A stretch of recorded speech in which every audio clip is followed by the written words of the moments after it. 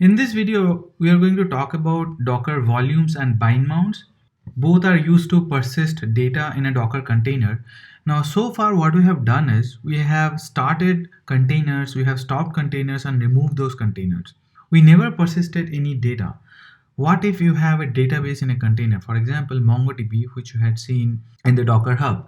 Suppose you are using that image, you're pulling that image and running MongoDB. So MongoDB being a database, it needs to persist data. Same is the case with MySQL, Oracle, DB2, etc.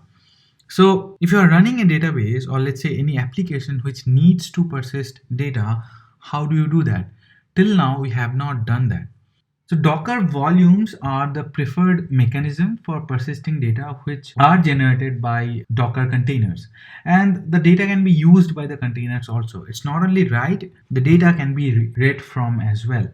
Volumes are completely managed by Docker and it has several advantages. For example, you can easily back up Docker volumes.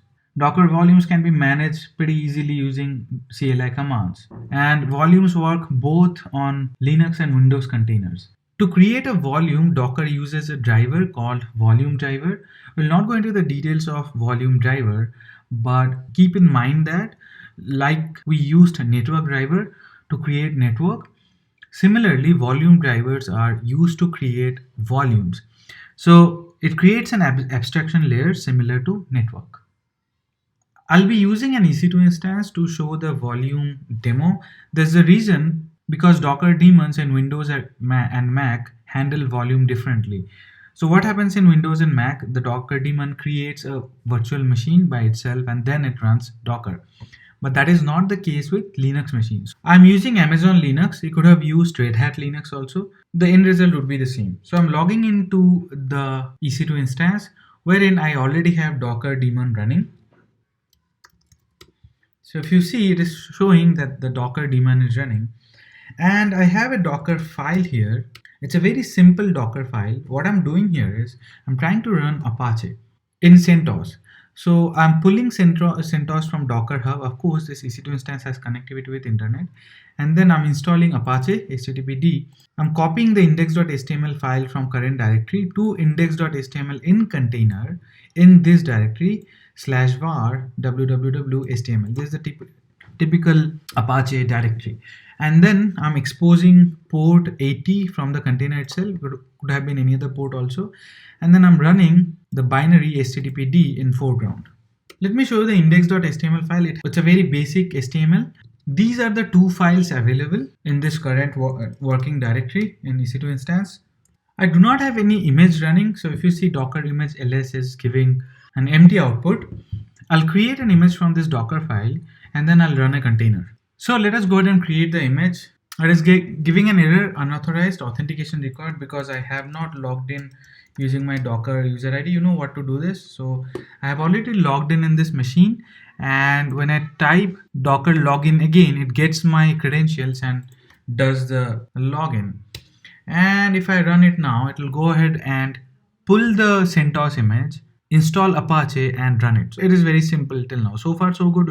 We already know all these steps, whatever we have discussed so far. The image has been created. This is the image. We have CentOS, which was pulled from Docker Hub, and then we created an image named Apache, and the tag is version v1. And now I'll use the docker container run command to run a container. I'm not using docker run.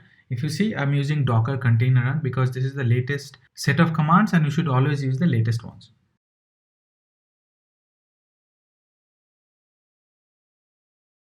Sorry, the tag was wrong. I'll have to mention Apache v1. So this is the tag which I'm using right now. And let's see whether the container is being run or not. So I have this container running. If I do a curl on localhost, it should give me the web page, the HTML page. And let me try to see whether it is working or not. I'll have to use this IP address, and on port 80, that page is running. So this is what I'm getting it from the container. So this web page is being shown from the container itself. Let me run it on port 8080 also, and I should be able to see the same image or the same page from browser. I'm using port 8080. Of course, this slash is not needed. and I should be able to see the same page. So it is working. Whatever we have discussed so far, you already know. But what is the special thing which I have done so far? Actually, nothing. Now we'll go ahead and discuss about volumes. But if you see, we have some persistent data here that the Apache application, which is running in the container, is using index.html file, which has some HTML code. Had it been a database server, it could have been a data as well. Now what we'll do is we'll use the volume command to create a volume inside of the container. First, let me go ahead and run the docker container inspect command using any of the one images. Both are same, both are running the same thing. So let's see what information do we get in the volumes. If you see, the volumes is null here. That means the container is not using any volume. And if I remove the container, the index.html file would also be gone. Of course, I can copy it again, but it'll be gone from the container. And that's what we do with containers, right? We stop containers, we start containers, we remove containers as per the need basis. So containers are temporary, and they are not meant to be permanent, because as I said, I mean, you'll stop, start and remove containers whenever you need to do so. What if you need to persist the data? For example, in this case, index.html. I want to persist that index.html outside of the life cycle of the container. That means whenever the container is gone, I want to have that data. So the first way to do it is using Docker volumes. So this time I have changed the Docker file a little bit. Now if you see, it's the same Docker file, but I have added this volume parameter. So what I'm saying here is that I'm asking Docker daemon that whenever you start the container, mount a volume with /var/www/html and map it to one of the directories in the host, or in our case, the EC2 machine. So in that case, what will happen is, whenever you remove the container, the volume would not be gone because it is mapped to a location in the host machine. So that basically the volume would outlive the container itself. So the life cycle of the volume would be different than the life cycle of the container. Even if you remove the container, the volume would be there. And that is the purpose of it. We do not want to lose index.html. The concept is same for MySQL, MongoDB, or any other database or any other application which generates data and you want to persist that data. So using volume, you can persist data. Now what I'll do is I'll build an image with this Docker file and I'll run a container. You'll see the difference with the previous one. When you run Docker image inspect and Docker container inspect command, it will actually show you the volume mounts. I'm creating this image Apache v2, and the image has been created. This is the new image. Let me go ahead and run an inspect on this image, and things would be a little different. Everything is same, but now if you see here, we have this volumes data, which is extra, which was not there in the previous image. In the previous image, the volumes was null. In this case, it is not, because it is saying that the image contains a volume mount with /var/www and /html. It has not been mounted with any of the volumes in the host. Let me go ahead and run a container from this image.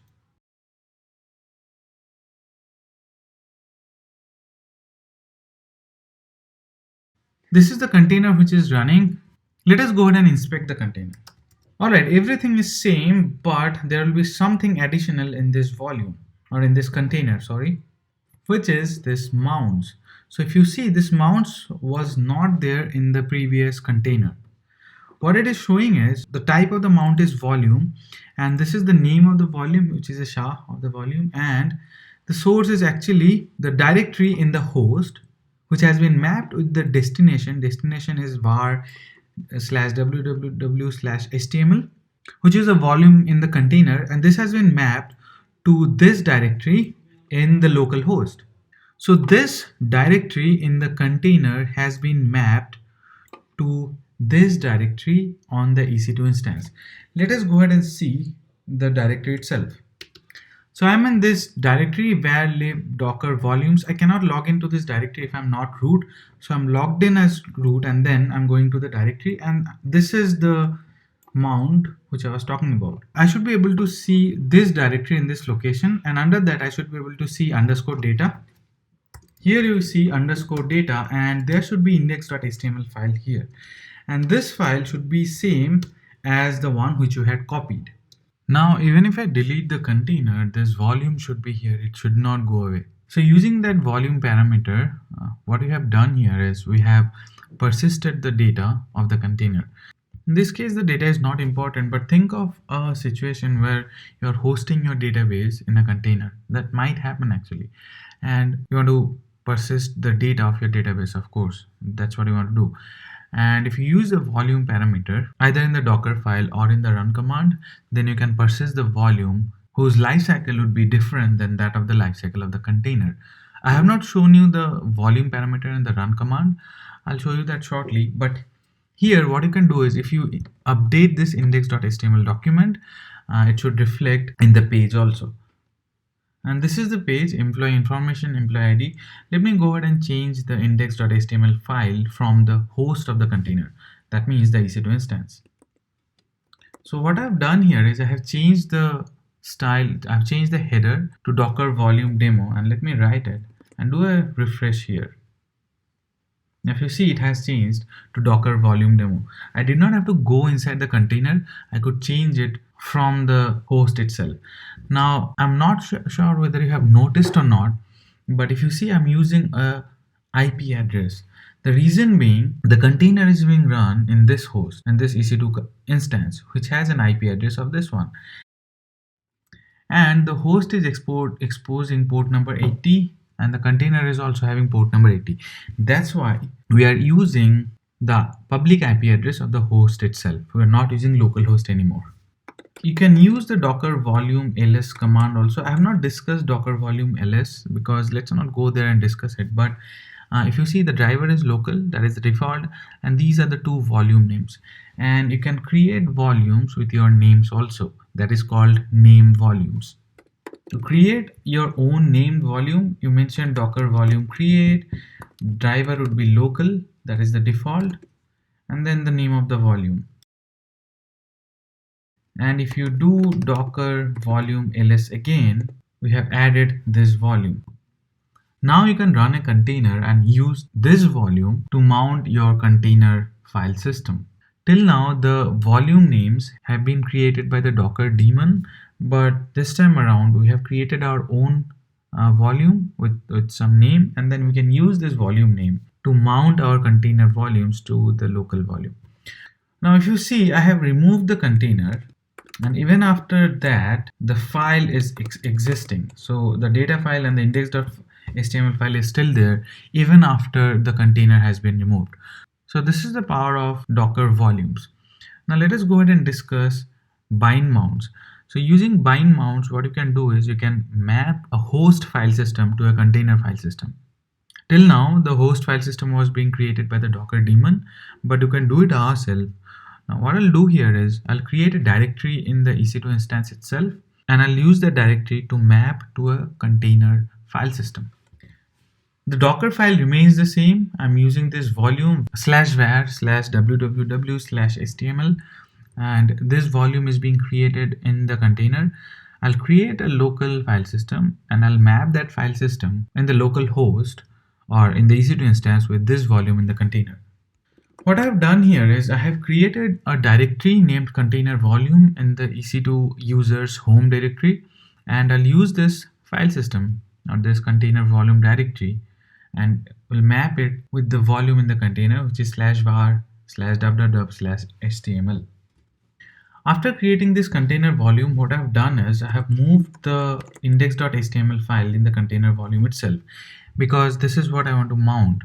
I want to mount this index.html file in container-volume directory with the file system in the container, which is /var/www/html.